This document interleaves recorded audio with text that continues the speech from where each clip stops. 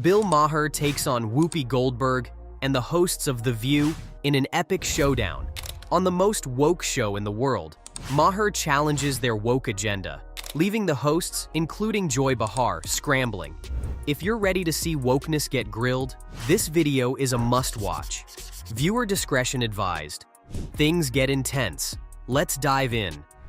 Well, I had a different question, but it struck me that in the first segment you used the term woke, and you said that woke is what was sort of ruining everything. And I know that you're No, I didn't say ruining everything. I said that's why Trump could get reelected. That's why Trump could get reelected. Yeah. So the term woke has been, in my view, co-opted by the right and weaponized and bastardized. And so I was surprised to hear you use the term, because historically, as you know, because I think you're quite brilliant, that woke is a word used by the Black community to note that we must be aware of social injustices. But words and migrate. So why is that a bad thing? It's not a bad thing, and originally that was absolutely a great thing. Alert to injustice, who's not for that? But words do migrate. Words definitely do migrate. Just look at how awful used to mean full of awe, but now means something terrible. Or how nice went from meaning ignorant to pleasant. But did you notice how she tried to use those Mary Poppins words to weaponize and ostracize? Come on, just stop. Yes, the term woke originally had a more positive connotation, as Bill Maher pointed out. Much like how sick evolved to mean awesome in slang. It has changed over time, and now I'm against the fake woke stuff. I want to be clear. There's a difference between people who are genuinely woke, who have truly experienced an awakening, and those who are just pretending, parading around as if they get it. Back to the video. The term you want, Okay. because maybe that is a word that's triggering, and so let's not use that word. I don't want to call it the super far left, but don't tell me the left Or maybe the super far right. Well, he's Well, talking about the left. Well, then Okay, not woke. but we talked about that. I mean, I think we agree about the danger of the super far right, and I can't say it enough. I think they're the bigger threat. But don't tell me that the left hasn't changed. Mm-hmm. I mean, I'm old enough to remember when it was the conservatives who hated the Jews. Yeah.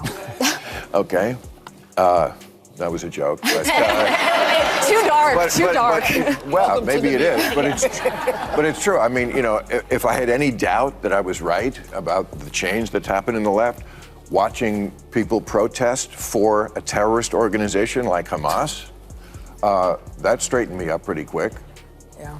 I wanted to ask you about that, because I think you're almost a free speech absolutist. You believe totally Yes. in the right to say what you believe. But I think a lot of us were disturbed to see terrorist flags being waved on American college campuses, and seeing this a generation that some I think genuinely care about the plight of the Palestinians. I think most Americans do, but some who seem to be embracing a terrorist organization over the nation of Israel. What do you make of this moment? What do you think it's a result of? How do we fix it? Well, I mean, it's just astounding to me that they can't tell the good guys from the bad guys. I mean, just morally. He's right. Unfortunately, sometimes the good guys get hurt. We saw it at Trump's speech. People were shot and even killed. Trump himself was almost taken out. It's a harsh reality. Now back to the video. Let me tell you, if you're for Hamas, just live in Gaza for a day. And I'm not talking about while the war is on. I mean before the war.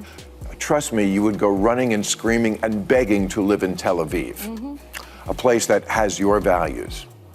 I mean, women have this is a show watched by a lot of women.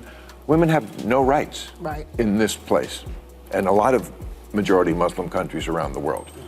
I mean, there is no equal rights as far as speech, dress, opportunities for education, reproductive rights, freedom from sexual violence, freedom from sexual harassment. The LGBTQ community as well. Yes. You that too. But you throw around the term apartheid.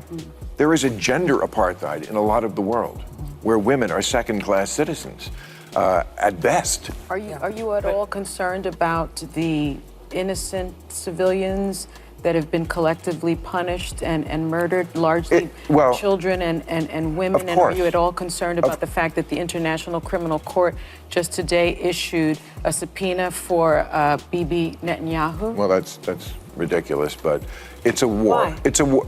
Because it's a war and they were attacked and they're defending themselves. Now, this is a war. Do you think Hamas needs to be destroyed? This is the question. Yes. You do? Yes. So how can we do that with a ceasefire? All right, so Hamas needs to be destroyed because they are a terrorist organization who say openly that they want to commit genocide on the Jewish people, on the state of Israel. That's what from the river to the sea means, okay? And they say it very openly. They said, we did this attack. They've attacked Israel 5 times. They've started 5 wars since they were given that land back. They could have chosen to turn that place into any place they wanted to, and they took a lot of money that they took from the international community and they spent it on bombs and guns and building tunnels. So if they need to be destroyed, how do we do that? How do we fix this? Well, I say bring back Donald Trump. Let's get to the root of the issue. When Trump spoke at the GOP convention, he said something even the left can agree with. If he were president, that war would never have happened. Look, if Trump were in charge, that war wouldn't have gone down. He stripped them financially, left them broke with no money for anything. If anyone wanted to trade with those regions, they were out of luck because Trump wouldn't have dealt with them. That's just a fact. Unfortunately, the new administration made a big mistake, and now we're seeing the consequences. This is why it's crucial to have someone who not only has our best interests at heart, but also knows what they're doing with policies, funding, and foreign governments. Because if you don't, things like this can happen. Now, back to the video. It's a war. I don't know how to do that, and you don't know how to do that. But are you I assume the concerned about originally. innocent lives? Of course, everybody is, but that's what happens in a war. Here's a way to stop that. Stop attacking Israel. And stop calling for the annihilation of Israel and all the Jews. They're calling for the annihilation of the Jews. And so Well, you can't really defend that on the other side very easily. But before we go, I want to say... No, we're not going anywhere yet. Okay, but I just want to say one thing, because we were talking in the break. Yeah.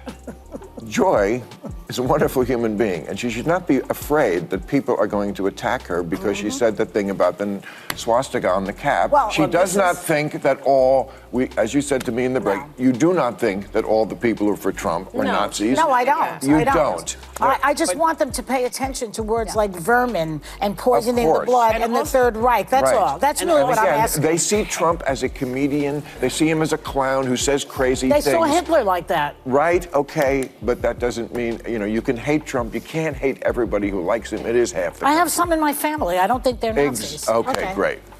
I'm glad we got I just that. don't want to talk to I them. don't want you hurt in the supermarket.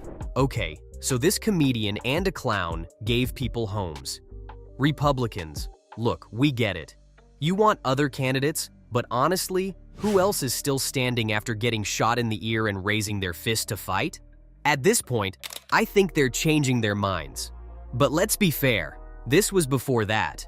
Before the attempt, most people, especially on the left, argued about the rhetoric and what he says to people. We get it, but here's the reality. The American people are hurting. They can't afford gas, they can't afford to buy a home. Just step outside, and you'll see it for yourself. It's a fact that when he was in charge, gas prices were low, you could afford a home, and we weren't involved in any wars. These are all facts. You've noticed what I've noticed.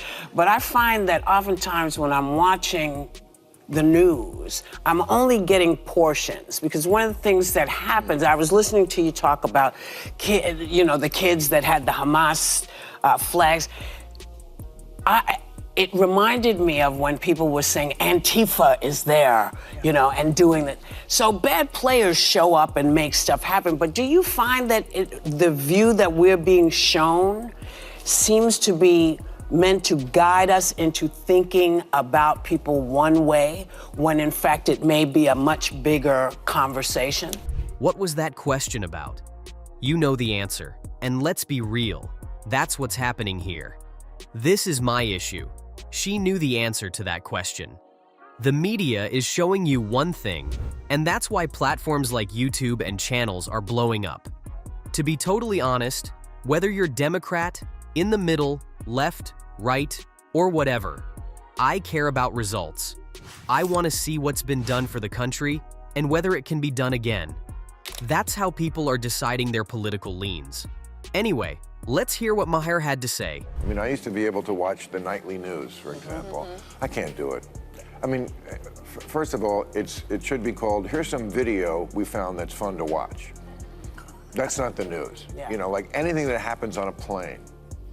Like the plane skidded off the runway, so what?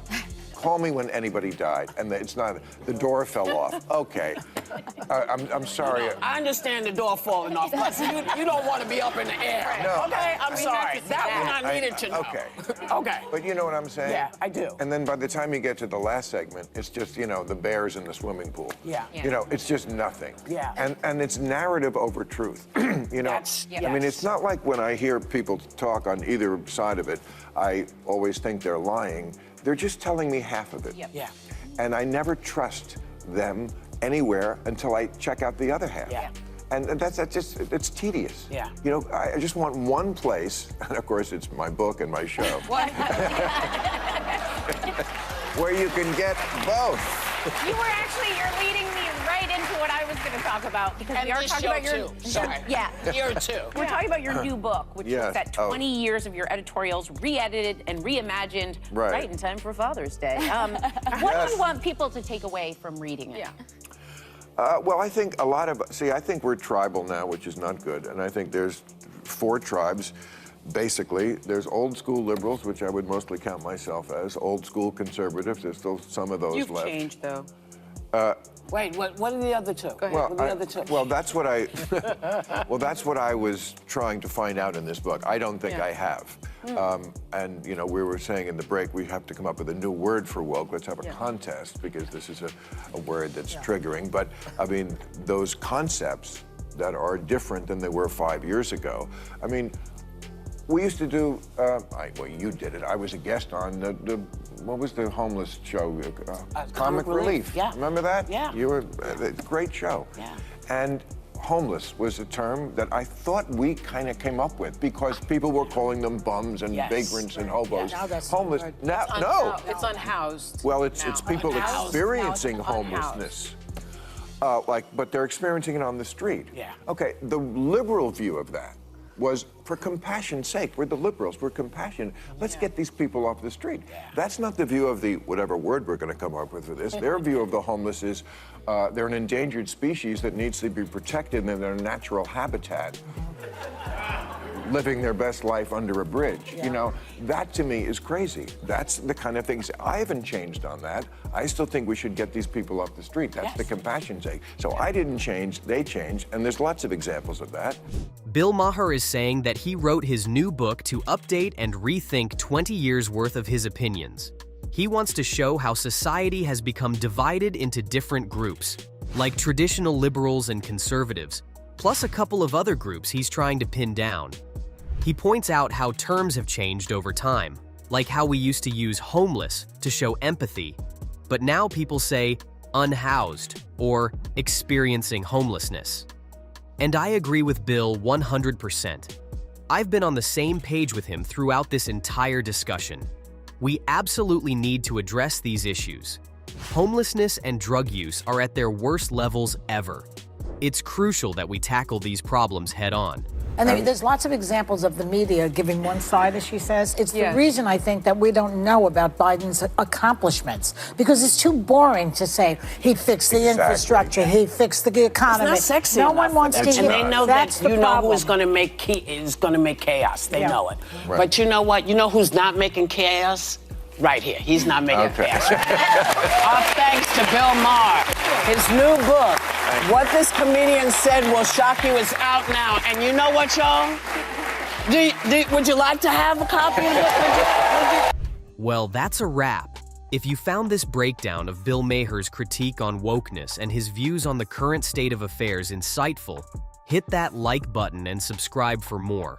I hope his book does well, but do you agree with Bill Maher's perspective on how terms like woke have evolved and how it impacts current issues?